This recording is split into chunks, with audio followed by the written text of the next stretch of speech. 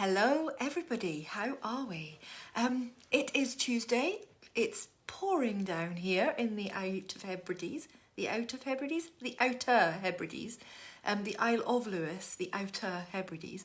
I don't really care because if you saw my picture earlier on, I got to go swimming for the first time this morning. It's been such a long time since I've been in the pool and cracking out some lengths. A little story about me. When I was 13, 14, 15, I used to swim for Scotland. I was a championship swimmer and I love it. Then when I hit sort of 17 and 18, I found boys. And yeah, I kind of didn't do any swimming after that for a long time. I'm a good swimmer and I love it, but I'm super unfit. So today I cracked out 42 lengths at 7:15 this morning. And you know what? I actually feel blooming brilliant. So I'm going to try and jiggle my schedule around so that I can go swimming much more often. The biggest barrier I've got is I need to find like a 3-hour block in my diary because the pool is an hour away. So it takes me an hour to drive there, an hour to do my swim and get organised, and an hour to drive home again. That's why I did it so early this morning, and I love it.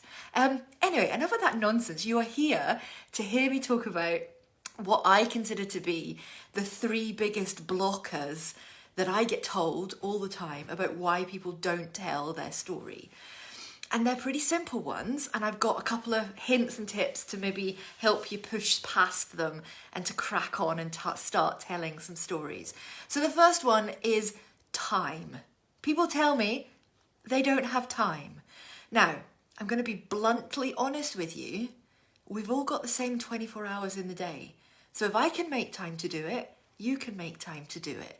Now, that is a real blunt statement, and I know that we've all got other things on our plates, families, kids, jobs, activities, all sorts of stuff. And I'm not saying that what your 24 hours contains is more or less than anybody else's, but what I'm saying is, if you're willing to find the time and really focus in on doing a piece of writing, then you will start to reap the rewards from it. Now, 20 minutes, that's all it takes, 20 minutes. Could be 10 minutes in the morning, it could be 10 minutes at lunchtime, it could be 10 minutes later on, 5 minutes while the kettle's boiling. You could be writing something on your phone. So when clients say to me, oh, I don't have time to write stories, or I don't have time to post on Facebook and do content for my business, or I don't have time to talk to my audience, I will always counter that with but I think we all have time. We choose to spend it in different ways. So my challenge to you is, how are you choosing to spend your time? And could you find 20 minutes a day, an hour a week, 1 hour a week? Could you find it to do some writing, some storytelling, some content for your business? Hello, lovely people watching me live. Ashley and Jen and Susan and Beth, hello. I don't know if that's all of you there, but I'm on my little soapbox today, and I'm going to call you out about the time thing because we all have it. Now, there's one technique that I use that has really helped my focus. I'm a big procrastinator. I can get lost in the scroll on Instagram for hours on end. Don't even get me started on watching reels, because an hour goes and you've watched a dozen reels and oh my goodness, some of the stuff you see. But I can get lost just like anybody else can. So I've used a technique called the Pomodoro technique. And it's a really good technique for focusing your mind. So you pick a period of time and then you pick a rest period of time. So common 25 minutes of focused work, 5-minute break. Go for a pee, grab a cup of tea, grab a snack. 25 minutes on focus, 5-minute break. So in that hour, you've got 50 minutes of real focused time, and it's amazing how much you can get done, because you're not saying to your brain, oh, we're going to write all morning. or you're not saying to your brain, oh, Tuesday is my writing day. You're saying to your brain, for the next 25 minutes, you're going to write. We can all manage a bite-sized chunk. So when any client tells me they don't have time to write stories, I call them out on it. And if you ever come and choose to work with me, if you join the PS Club, if you sign up for the workshop on Thursday, I'm going to call you out on it because we all have the time. We just choose to use it in different ways. The ticking clock noise in the background. I don't tend to have the clock going when I do the really focused Pomodoro stuff, but I do set a timer on my phone. So I'll set the timer and I'll crack on for 25 minutes. And if you're doing that, I'm going to challenge you as well. Switch off all the other distractions. Switch off the Facebook notifications. Switch off the Instagram notifications. Because that 25 minutes, if you're serious about it, that 25 minutes should be your sole focus, should be on writing something. A part of a blog, an email, some Facebook captions, some Instagram captions, part of an email sequence, sales page, whatever it is. But for 25 minutes, surely you can switch off everything else. So there's a challenge for you. If you hear yourself saying, I don't have time to, check in with yourself and ask yourself the question, okay, where can I find time? So time is the number one blocker that every client tells me. And if you're in my PS Club, if you're watching this and you're in my PS Club, you know I don't accept that excuse because you've got the same 24 hours as me. So the ladies within the PS Club will automatically get a boot up the bum if they try and come out with the, but I don't have time, Stacey, excuse. I'm happy to go through your diary with you and find time, but there is a real blunt truth. If you decide that you can find time, you will reap the benefits. It's as simple as that. You reap what you sow. So if you're determined and you're sort of, determine's the right word. If you're determined to make your business success and your communications in your business a success, and if you want to learn how to do storytelling to its best advantage, time is not an excuse. So there's number one. The second blocker that I come up against most of the time is people telling me, oh, I'm rubbish at writing, or I'm rubbish at storytelling. And that boils down to a lack of confidence. Now, I'm not a big woo person. So those of you that know me well know that I'm very woo averse. But I do have some affirmations for you because I genuinely believe that you are a storyteller, just as I am a storyteller. And you are a writer, just as I am a writer. And you have a story to tell. So there is a piece around this confidence. It's the story we tell ourselves in our head. It's the little voice in our head that says, you're not good enough. You've got nothing to say. You're boring. People will switch off. All of that is utter nonsense. But part of the battle is just taking the step, just doing it. And I'm a massive, massive fan of the whole brain dump thing. So I encourage everybody just to get it out of your head. Doesn't matter how. It doesn't matter whether it makes any sense. Big sentences, long sentences, incomplete sentences, single words, bullet points. You could talk it to yourself. Just get it out your head. Because when you start to do that, you get to the point where you realise, oh, actually, yes, I do have something to say. And the biggest barrier I have with clients is the belief that they hold that they're not good enough to write a story, or they are not a good enough writer, or they have nothing to say. And I take them through the brainstorming buckets exercise that is on Thursday, and at the end of an hour, I prove to them how much they have to say. So the confidence thing is something that can be worked through if you're willing to give it a go. And I will say to every member in the PS Club, and I'll say to every one-to-one client, the confidence is a barrier you put up yourself. And maybe it's come from school, maybe it's come from what you were told at school, or what you've been told by family or previous employers, or maybe there is that sort of, oh, I've been told I was rubbish before, so I'm not going to give it a go today. And I'm here to tell you that actually any story is worth hearing. Each and every one of us deserves to be heard.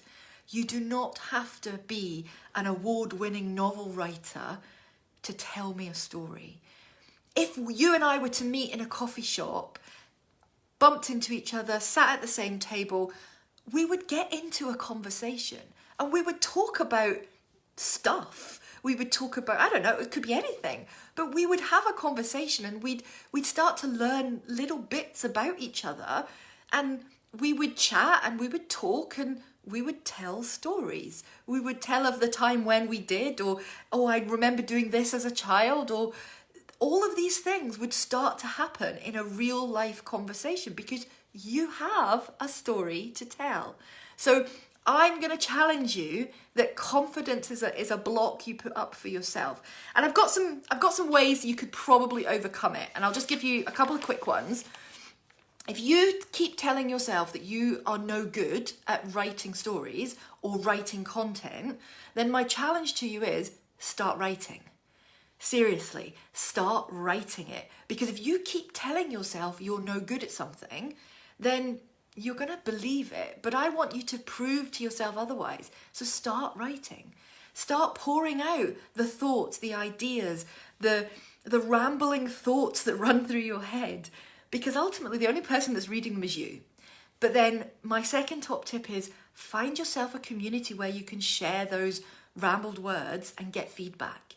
Get some accountability. Get somebody or a group of people to help you, because we're not experts in everything. So I'm here teaching you a little bit about storytelling, which is great.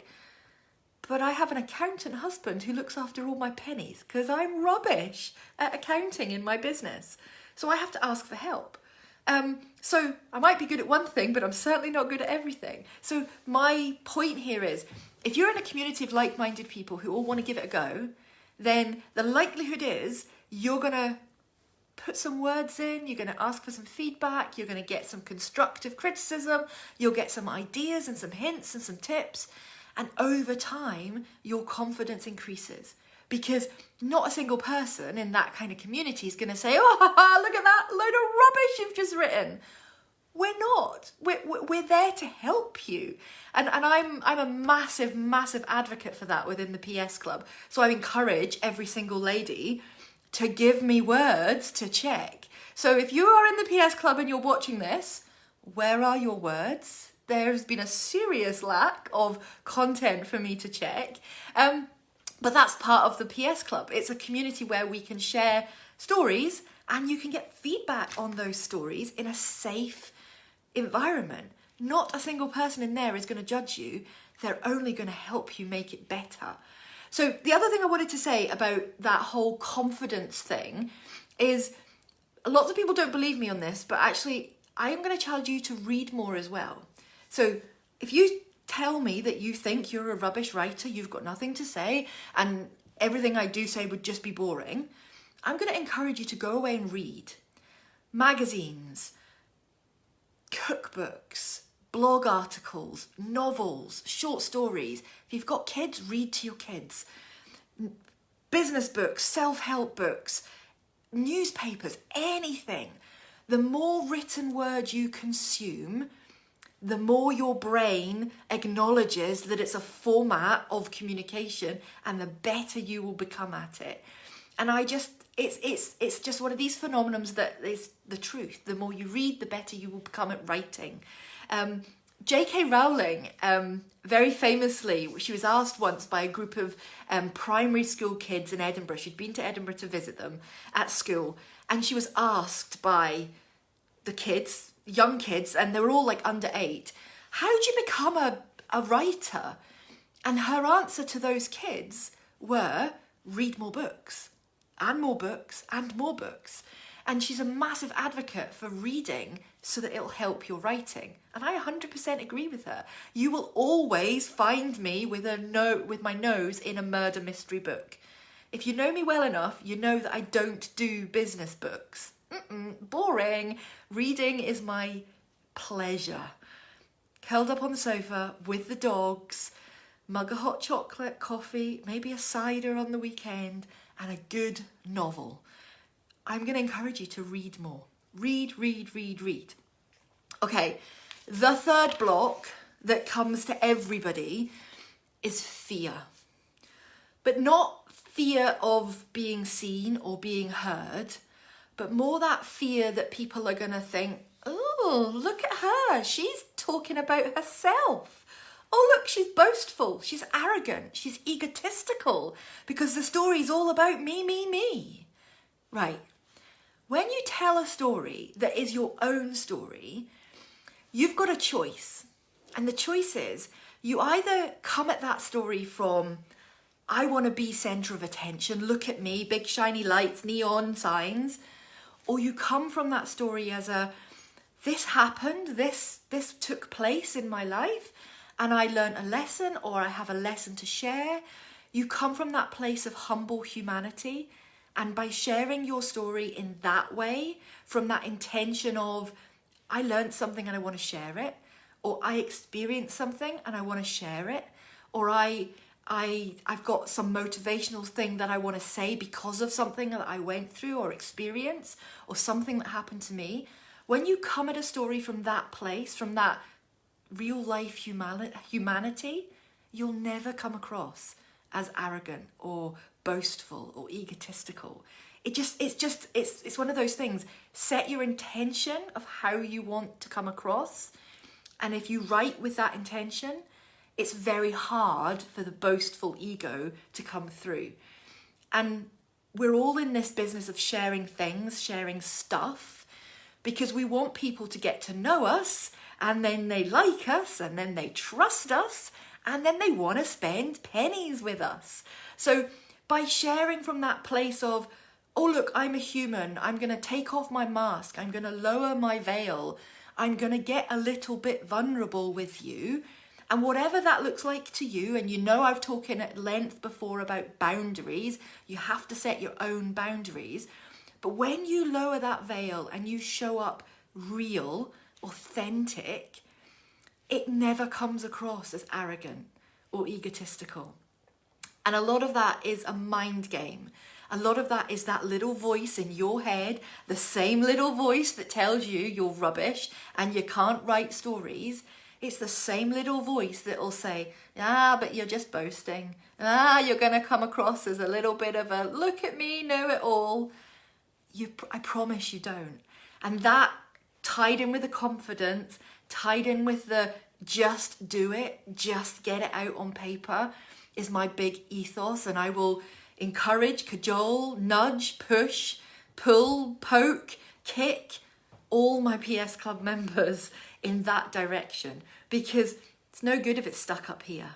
Nobody's going to hear it if it's stuck up here.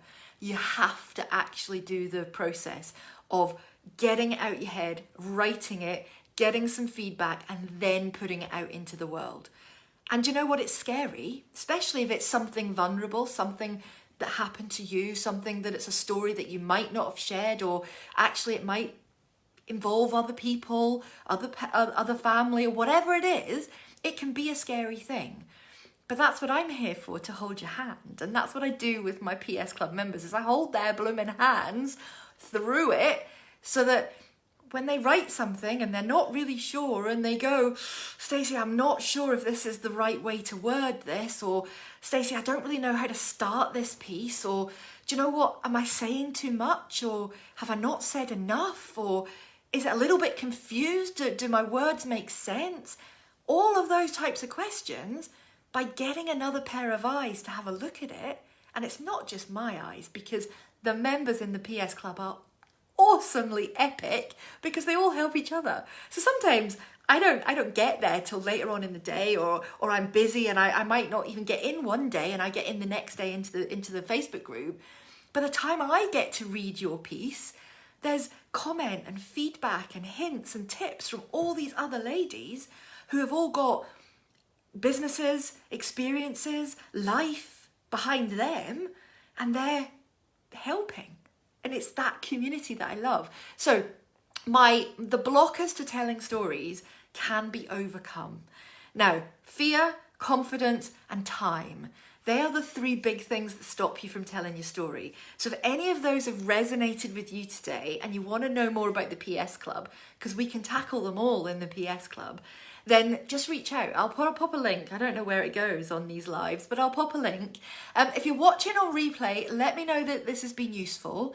I'd love to hear your feedback on it, but that's my 3 blockers, and I've given you some hints and tips on about how I would overcome them. But if you want to know more and you want to take the club for a test drive, if you're still sitting on the fence going, don't know if I trust her, come and test me out for 10 days. You can leave at any point, and you don't have to renew it after the 10 days. But yeah, give us a test drive and see what you think. But hopefully that's been useful. I'm going to sign off. I've got a cup of tea here that I completely forgot about. So I'm going to drink my cup of tea now. And I'm going to leave you to your days, lovely folks. And I'll catch up with you very soon.